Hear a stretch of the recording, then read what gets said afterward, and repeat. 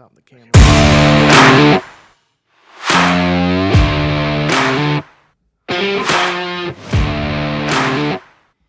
What's up, sports fans? This is Jake Waxman. And Tyler Lavalette. Coming to you live from WTV10 with our final Friday Roundtable of the season. First of all, happy holiday season, everyone. We hope you're doing well. Hopefully your Christmas shopping and all that stuff is going very, very well. Now, with all that being said, sadly, we begin this last Friday Roundtable of the year with news that no one, and I mean no one, wants to hear during the holiday season. Roll clip, please. Yes, we have learned yesterday that NASCAR driver Greg Biffle, his wife, and their 2 children were among 7 people that were on a plane that crashed in Statesville, North Carolina on the way back from a trip to Florida upon approach to a runway. NTSB officials are currently at the scene. We will not speculate on the extent of the crash and what led to it. We will let the NTSB handle that thoroughly. They are providing updates to what we know so far. This is, without a doubt, difficult news to talk about, especially with a guy who is so beloved in the sport, like Greg Biffle, his family, especially all the charitable work he did with disaster rescue efforts over the past few years. Oh, man. 1 week before Christmas, and this is the news we get. 1 week before Christmas, and we get this heartbreaking news. Really, it breaks my heart, sports fans. I mean, not just for Greg Biffle, but for his whole family. Like as Tyler mentioned, his wife and his kids were on board the plane with him when it crashed, along with 3 others, from what I have been told. So, now, again, like Tyler, I'm not speculating on anything, unfortunately. What I do know is the plane took off in the morning, and then a couple minutes into the flight, it turned around and tried to land at the same airport, Statesville Regional Airport, and unfortunately, it crashed short of the runway. But at that time, that's about all we know. Oh, man. Sports fans, I'm sorry. I'm struggling with this. I mean, the racing community has lost an icon. NASCAR has lost one of its greatest drivers. And, I mean, sports and the sports world has been rocked to its core today. And actually yesterday, but today it is still being rocked. It is just, we are definitely in quite the stage of grief right now. And I was a Jeff Gordon fan. I didn't have any memory of Biffle that much. Although his first sponsor he had, Granger, that his time with them as when he sponsored the number 60 in the Busch Series, and then in beginning up until 06 in the Cup, or then the Winton and Nextel Cup in 16. That's how I first heard about Granger. But gone way too soon. To keep in mind, Biffle was just 55 at the time of his passing. And to give you guys, here's the thing. He won 19 times at NASCAR's top level, 19 career wins. And he also is the only driver to win, as far as I remember, to win both the Truck Series and the Busch Series. Had he won a NASCAR Cup Series championship, he would have been the only driver in NASCAR history to win all 3. Nevertheless, though, he was named one of NASCAR's greatest drivers, and for good reason, because you put him in a fast car, he could drive it. And sports fans, I'm going to tell you a few of my I have a few Greg Biffle experiences to tell you all about. I was blessed and lucky to have actually met Greg Biffle at Ford Field back in way back in 2006. I was 13 at the time, and I was lucky enough to meet a couple of the Ford racing drivers that day. The event was called Ford Fan Appreciation Day, and at first I started off getting Matt Kenseth's autograph. He was my favorite driver when I watched a whole lot of NASCAR. But I was also lucky enough that day to meet Greg Biffle and get his autograph on that same day. And I'll never forget. I told him thank you, and he said thanks right back. And that stuck with me because what that tells you is this guy, he loved what he did. Not only loved driving, he loved, signing things for fans. He loved interacting with fans.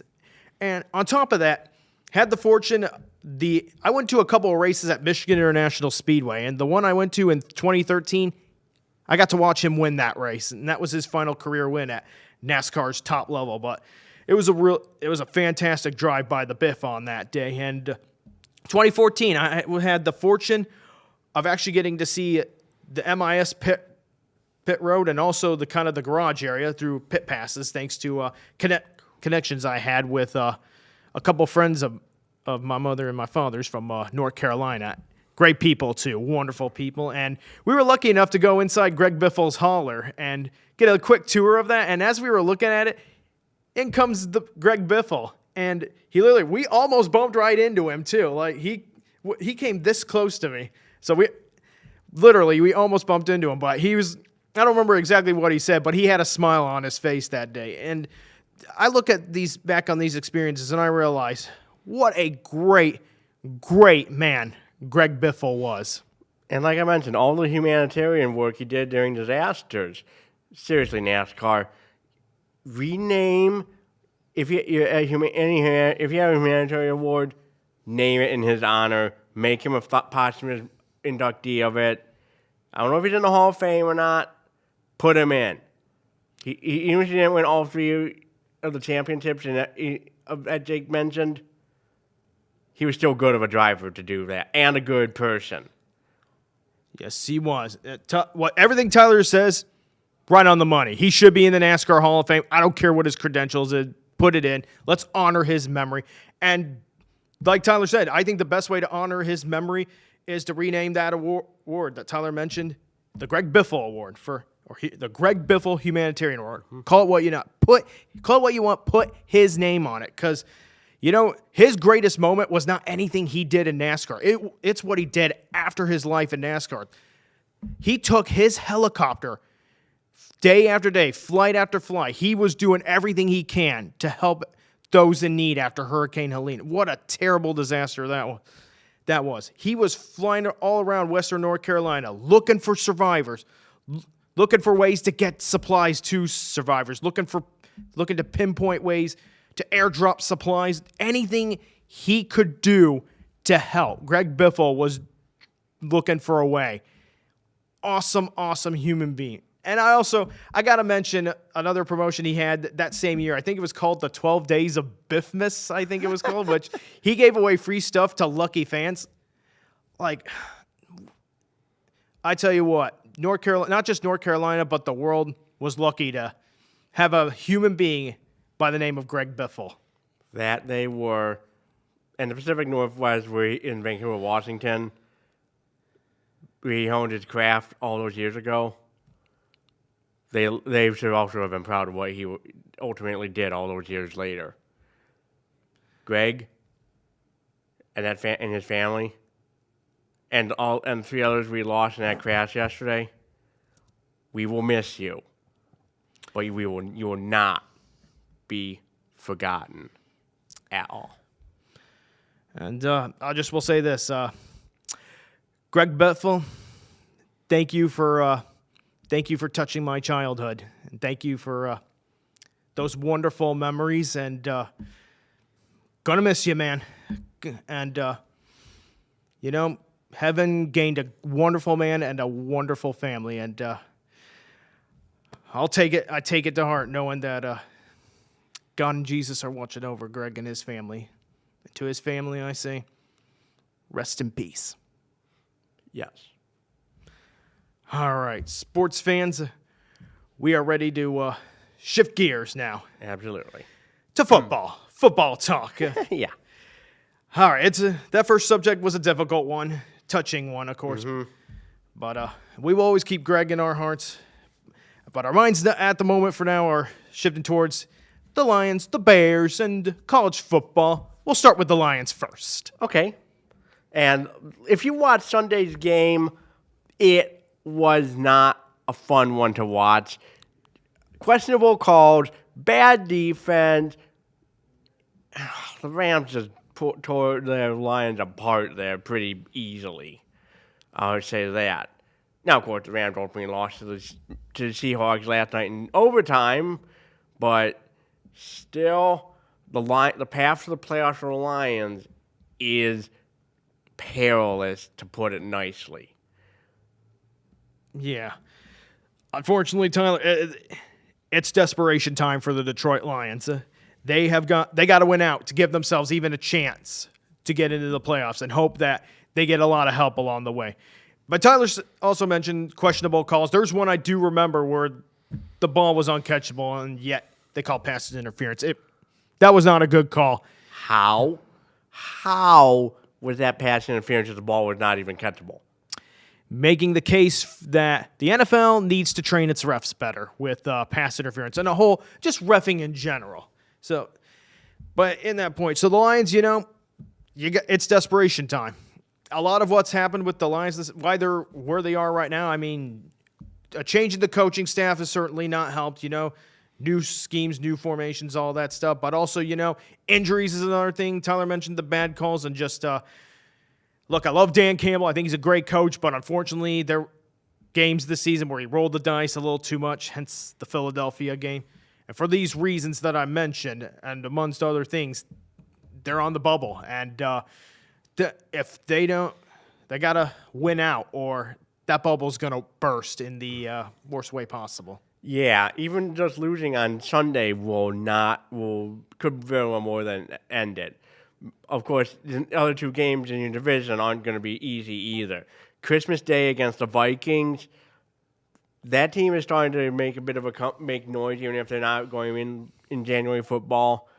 And the Bears, yeah, you beat them in week 2 in Detroit, but that team had really had a fire lit under them like crazy. They're leading the North. They're probably going to win it, but it's not good for the Lions right now.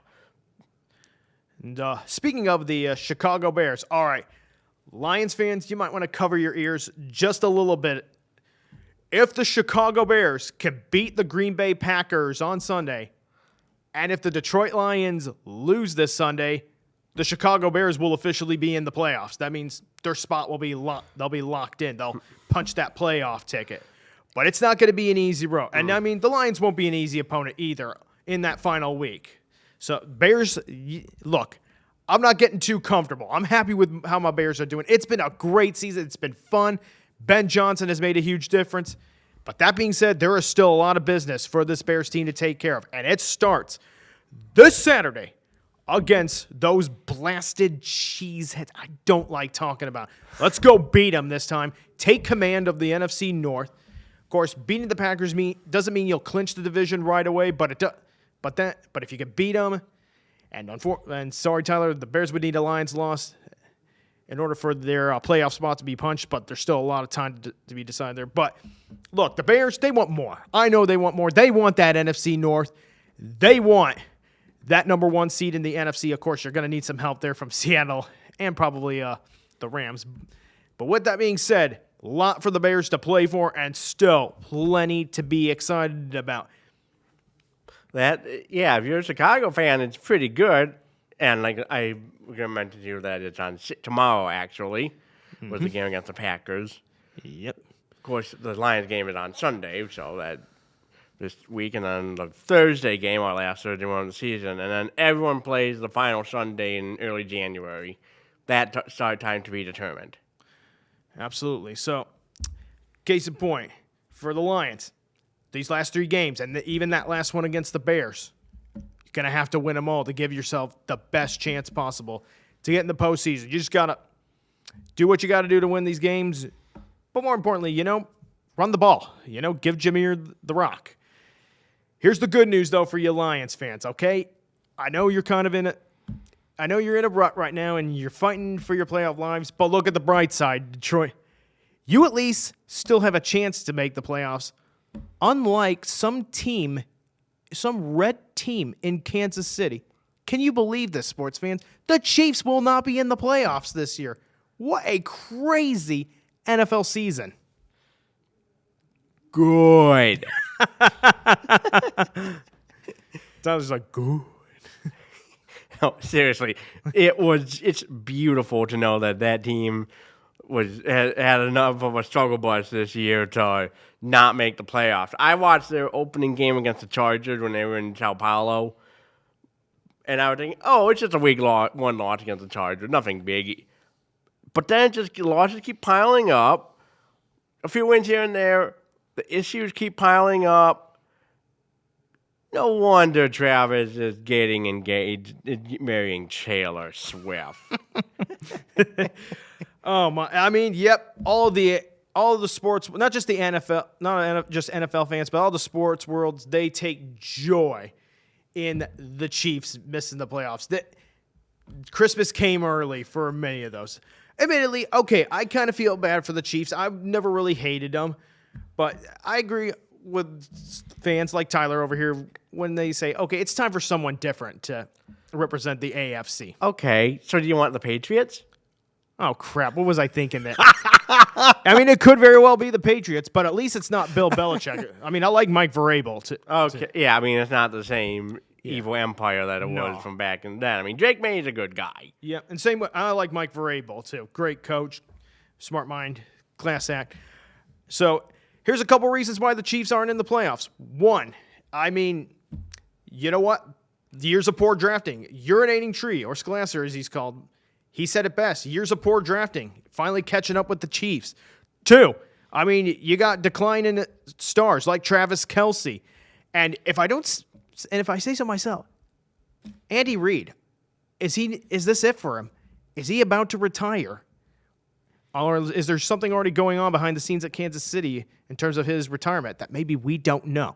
But either way, it wouldn't surprise me if both Andy Reid and Travis Kelce end up retiring. So I mentioned the poor drafting and stars in decline, but also cap hell, which is point number 3. Cap hell. You know, they don't have enough money to get like really good wide receivers at this point. Instead, they've got guys who have dropped the ball too many times, literally. So poor drafting, decline of superstars, and cap hell. You put those 3 things here, or you mix them together, and you get what you get is a Chiefs team that has missed the playoffs for the first time since 2014. And and it's going to be great. Sorry. No problem. It's going to be wonderful to still watch the playoffs regardless and know that they're not going to be in it. We all did kind of need a break from the Chiefs, and I'll admit that too. So, and Patrick Mahomes, I'm sure he'll be all right. He just needs to recover from this ACL tear that he had. You know, therapy, all that stuff, rehab. You know, rehab. Take it one at a time. He'll be back. Question is now, for how much longer will Mahomes be with the Chiefs? And big question now. We saw the Seahawks win over the Rams. Controversial call there.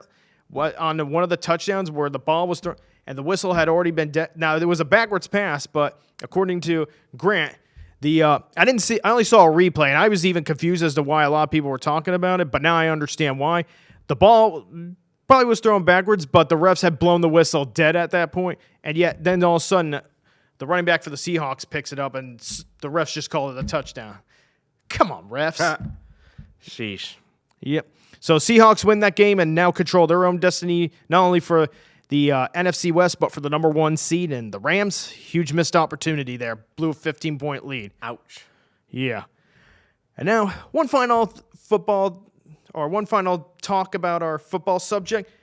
It's time to make some predictions. I believe the college football playoffs start this weekend. That they do. All SEC match tonight for the first round between Alabama and Oklahoma. All 4 games today and tomorrow are going to be on campus sites, which means Bama takes a trip to Norman to face the Sooners. I'm expecting I feel like a Sooners win is in the cards because everyone just wants to beat Alabama. Yep, and you know what? I won't disagree with Tyler on that one. I got the Sooners over Alabama. I mean, since coming into the SEC too, the Oklahoma Sooners have been the Crimson Tide's kryptonite. Yep. Not trying to rhyme or anything there, sports fans, but just going with what I've seen the last few years. And plus, I mean, Oklahoma, they got a strong offense, and it may cause a lot of problems for Alabama's defense. And I think if I'm correct, Oklahoma's at home in this game too. Yes. Got to go with the home field advantage. Oklahoma over Alabama. Yep. We also got Texas A&M in Miami. That'll be a really interesting matchup. SEC against ACC. Mm-hmm. A team that some were surprised that got in over Notre Dame. It is what it is. I'm kind of not thinking too much about it. Texas A&M's been really good this year. They're really potent on both sides of the ball. I think they're going to be just a little too much for Miami. Texas A&M over Miami. Yeah, Miami, I don't see them making it far. A&M wins it. Absolutely. And then here's another one. Then we got some of the underdog games, or games featuring underdogs. So Tulane at Ole Miss. All right. I know Ole Miss just lost Lane Kiffin. I know they've got a new coach or an interim coach at the moment. Mm-hmm. And you got a really strong Tulane Green Wave coming in. But I don't think that Green Wave is going to be strong enough, especially going into Oxford, Mississippi. I mean, you have to go into Oxford, Mississippi to play Ole Miss, and the players are still all there. Mm-hmm. As long as this team stays united, I'm sorry, but Tulane, I like you, but I don't think you got a chance against Ole Miss. Ole Miss over Tulane. We're going to need to have a disagreement pick because I think we need to have at least one upset. Let's go Tulane. Let's have them have a little fun. All right. And then we got James Madison University taking on Oregon at Oregon Stadium. Mm-hmm. All right. I'll just cut it short and sweet, and maybe Tyler will disagree with me on this one too. Oregon over JMU. This is where I'm not going to disagree. Oregon, because I really just have one pick, and I feel like we had used that for the Tulane one. Although I will also say this, I do hope we kind of get an upset. I hope I'm wrong. I just don't see how either Tulane or JMU could beat either one of these teams. Although with an interim coach in for Ole Miss, maybe Tulane's got a very strong chance. And JMU, I'm trying not to overlook them over Oregon. I just think Oregon's got a lot of potency on it. Yeah, but hey, stranger things have happened. I mean, you can't compare March Madness and the CFP because nowadays is our second year of the expanded playoffs.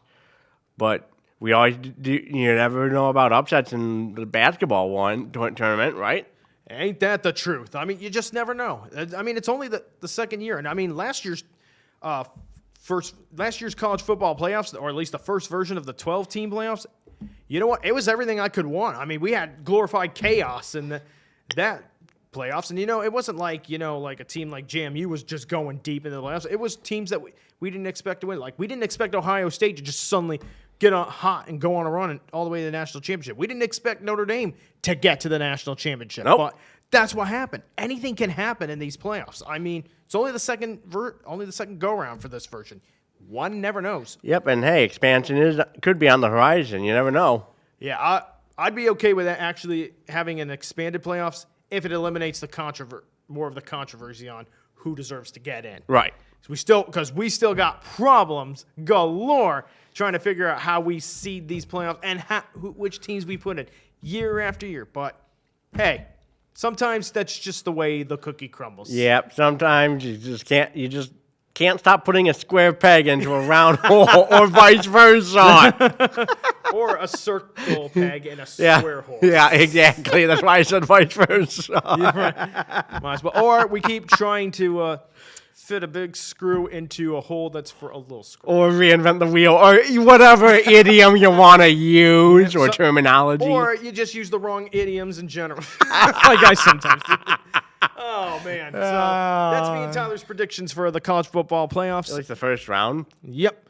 For the first round. Now, we're ready to shift gears. So, sports fans, as I mentioned, this is our last show for 2025. So, for this last subject, we are going to just take a look back. We're going to talk about some of the big stories, or what me and Tyler believe were the big stories, sports-wise, in 2025. So, Tyler, I'll start with you. When you think back on the year that has been 2025, sports-wise, what always comes to your mind? I enjoyed watching a good amount of Tigers baseball in the first half, April, May, and June. Then it got a little iffy in July, and even losing the Central and then the best record in baseball. It wasn't fun toward the end, but for a while, we were looking at World Series contender. Heck, when Jake and I went to the Chicago matchup, the game against the Cubs in Saturday in June, that was the end of the World Series preview. It never happened, but for one brief moment, the best matchup in town was Tigers-Cubs. Absolutely. And that's something I'll remember too. Talking about the Tigers, the Cubs. I mean, I watched probably a lot more Cubs baseball this year than I usually do in most years.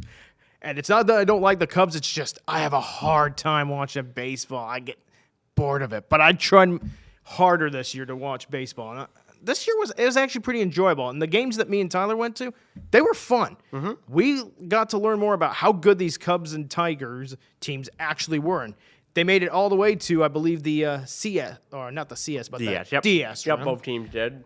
Round, but nice playoff runs for both teams, and hopefully they can build more.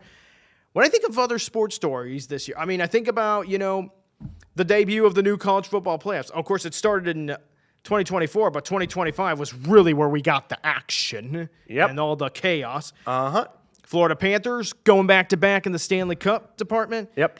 Dodgers going back-to-back in the World Series department. They proved championship hangover, what hangover? And then you got one race car driver in particular by the name of Alex Palou flexing that greatness all the way from Spain, winning the Indy 500 and the IndyCar title in the same year. Been a long time since we had seen something like that. About freaking time that happened. Even if IndyCar fans were groaning at all the wins he would have. Hey, you just can't hate greatness sometimes. Yep, and hey, hats off to Fox for how they did their first year of IndyCar coverage. They really believe in that series going forward to have every race on the big network. Oh, yeah. Fox did a really good job. And another thing I'll remember, too, I think NASCAR being on Amazon Prime, correct? Uh-huh. I heard Amazon Prime really rocked their coverage out there. They did a great job. Having a final segment of racing coverage towards the end without commercials, going back to the TNT coverage was just not fun. Yeah.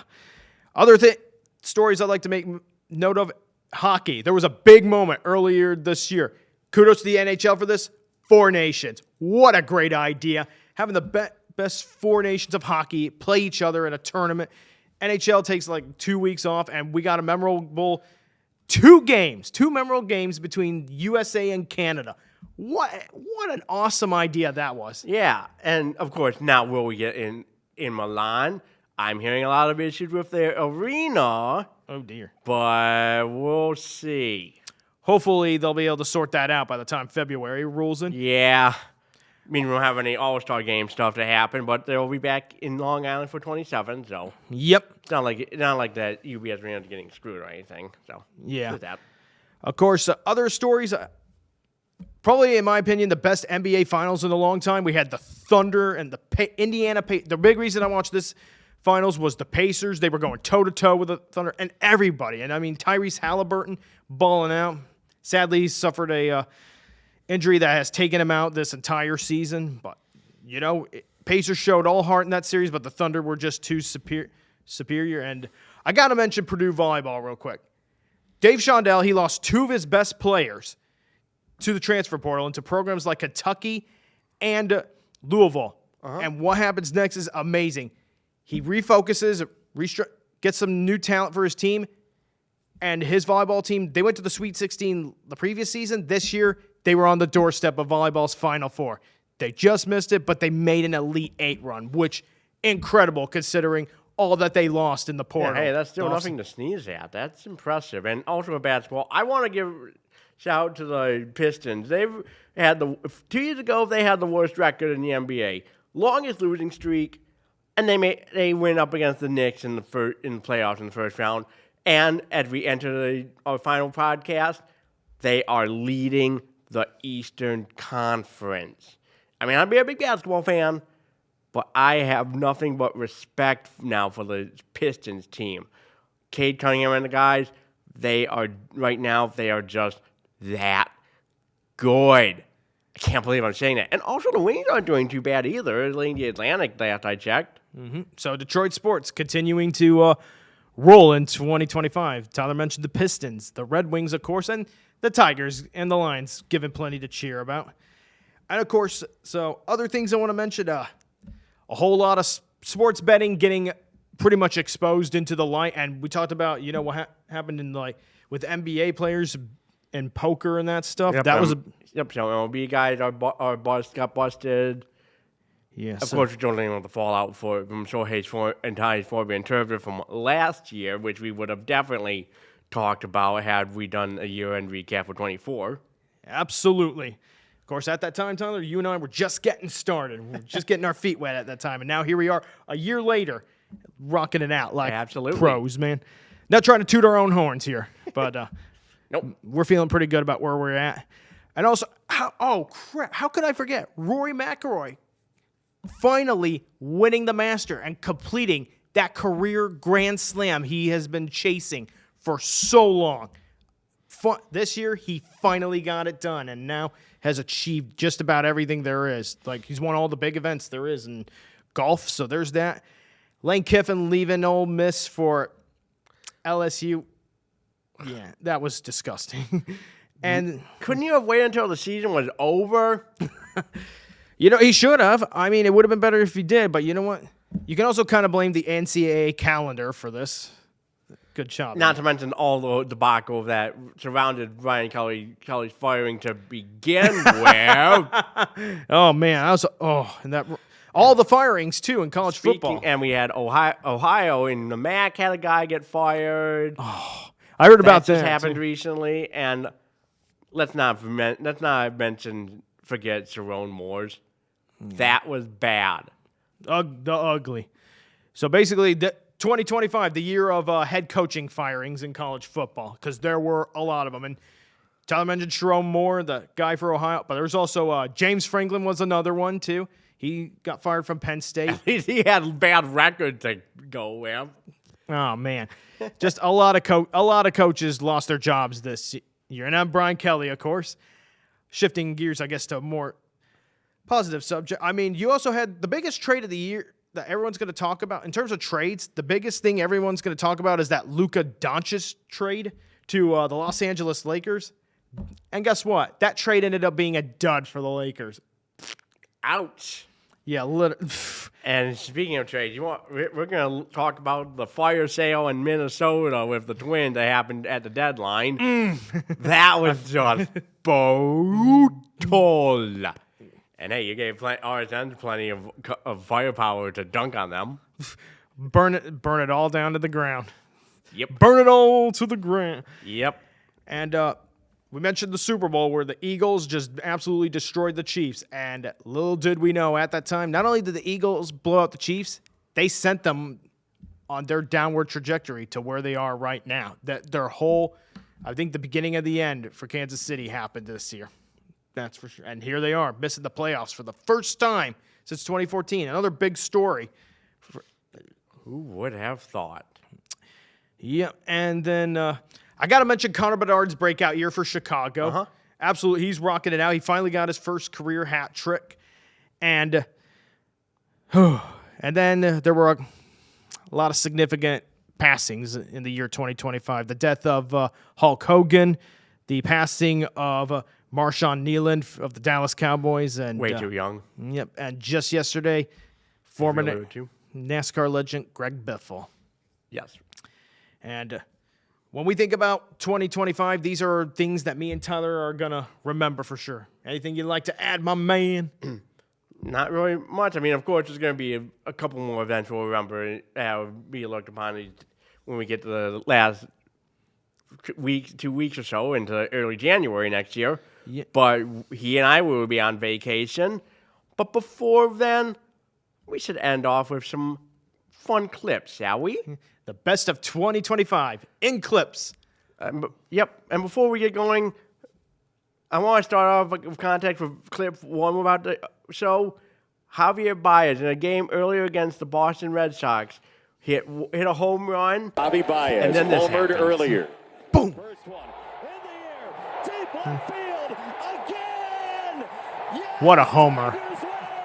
Yep, but I mentioned that again. Yep, that's how he won it. Just missed the pizza too there. Like we said, no one has managed to get a ball into the specialty printed on glove. Home run of the year, right there. Write that down. Helped the Tigers sweep the Red Sox. All right. Shall we see our next clip that me and Tyler picked out in memorable clips?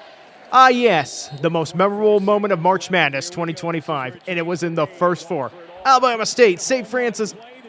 Oh, onions! Nice. Onions! It's one team had to lose and one team had to win, but what an incredible finish. Yeah, someone had to lose that one. But it's funny. Don't say that memorable things don't happen in the first four, because it can happen. And this, one of the best first four finishes I have ever seen. Yep, just watch the replay. Yeah, just you guys watch gotta that heave ho. Look at this again. Somehow that got in the hands of Alabama State, and they were able to lay it up and score. Yep. All right. Shall we go to the next one then? Yes. Here we go. Connor Bedard, first career hat trick, and it happened so fast. Here come the hats. This was at the United Center against the Senators. Man, what a night for Connor Bedard, and pretty much the highlight so far of his breakthrough campaign. He has 19 goals on the season, and 3 of them coming in this game. And a lot of people lost their hats that evening. We're chucking your hand on the I don't know if they actually get them back or not. I can't confirm or deny that, but I mean, I'd throw my hat out there too if I was there. You got to remember those things. But Connor Bedard, congrats on your breakout season. Hope to see you back soon. I know you're on injury reserve right now, but just keep on training. Yeah, that definitely explains as to why the Wings were able to steamroll them on Saturday night in a 4-0 shutout. Mm-hmm. All right, shall we see the next clip? In my opinion, the most memorable moment in the college football playoffs. What an interception. 2 ways you can look at this. That was a heck of an interception by Notre Dame, and sadly, it was also a bad decision by Drew Aller. Like, that was not maybe not the worst decision, but it was not a good throw there. You'll see it on the replay. Yep, just watch the replay. Also, you want to look at this as the best that James Franklin got to winning it all. The closest. Yeah. And then the year had it transpired. Dang. Yeah. And the crazy thing is, Notre Dame, they got to keep the money, the conference payouts. Them being an independent Cha-ching. has that, in football, has that benefit. Yep. So there you go. This is the moment that we picked for best moment of the college football playoffs and one of our favorite football plays. All right, on to the next clip, please. Yes, Purdue volleyball with their signature moment of their breakout year. Like I said, lost their 2 best players of the portal, and this right here, the moment they secured their spot in the Elite 8. And also, we had to have a moment in women's sports, so I figured, why not volleyball? Yeah, give volleyball. that some love. Women's sports having a nice ride. Yep, especially volleyball. Volleyball is a lot of fun to watch. Women's volleyball, no joke. It is all the fun in the world to watch, and this is probably one of the great moments of women's volleyball. Nebraska, of all places, has been doing well. I mean, remember hearing about they had a game at the football stadium that sold out like crazy? Yeah. That's proof right there to why Nebraska loves it that much. It's just something about women's volleyball right now that just makes it special. Absolutely. All right. Shall we see the next clip? Oh, yes. The greatest rise from the grave moment. Winnipeg. They were eliminated. They were done. And yet they cheated death and forced overtime against the St. Louis Blues. Game 7 of the first round of the Stanley Cup playoffs this year. It never disappoints. And I'm happy to say the Winnipeg Jets, not only would they rise from the grave in this moment, they would complete the comeback in double overtime in this very same Game 7. Craziest moment of the Stanley Cup playoffs, in my books, of course. Reports of the Jets' demise were greatly exaggerated. They were like, pretty much they rose like a phoenix there. Like the Jets looked like they were done. Like, 1 seconds to go. Boom. They rise from the grave just like that. Shall we see the next clip, please? Ladies and gentlemen, golden moment of the year. You probably saw this in another episode. Thunderbird number 5, giving Wrigley Field a moment the fans and the players will never forget. Yep, that's a classic. Had to be Goalman of the Year right there, no questions asked. We start this clip run with baseball. We end with baseball in a fun way. Absolutely. And probably my favorite moment from Wrigley Field and the Cubs in general this season. I mean, it's not every day, let alone every year, that sports fans unexpectedly get the thrill of their life and get their ears blown off by the Thunderbirds, let alone one Thunderbird. Yeah. I mean, heck, he and I saw the Blue Angels at Will Run. Yeah, that was a pleasure, man. And we had to wear earplugs for that. Those were loud. Of course, there were a lot of times we didn't need earplugs so there was on the older planes, but still, for the Blue Angels, we needed them. Absolutely, and I made the mistake taking them out, thinking, okay, they've done their sneak pass, it's over. Wrong. Got my hearing torn to shreds by them. They were loud as a pack, and Thunderbirds too. No joke. Both teams, great flight teams. Hope you sports fans, if you've never seen either the Blue Angels or the Thunderbirds, go and see them. Even if it's just a simple close pass-through formation they do, like over hospitals or stuff like they did during the pandemic, those are still great in their own way. Mm-hmm. Yep, absolutely. All right. Did we have one more clip, Ty? Or no, but I think that was last of them. Okay, I just want to make sure. All right, sports fans. And by the way, a couple other stories I want to mention real quick.